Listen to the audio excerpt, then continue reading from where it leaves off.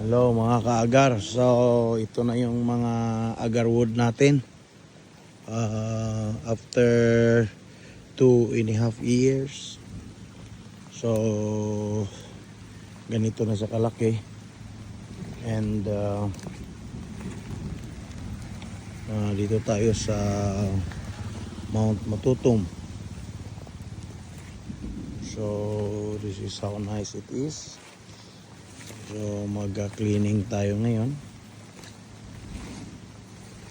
So lampas tao na siya. Abot na siya ng mga nasa 12 feet na siya. Okay.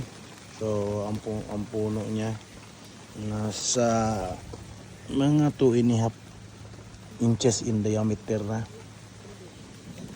So yan yung mga agarwoods natin. It's nice to be here.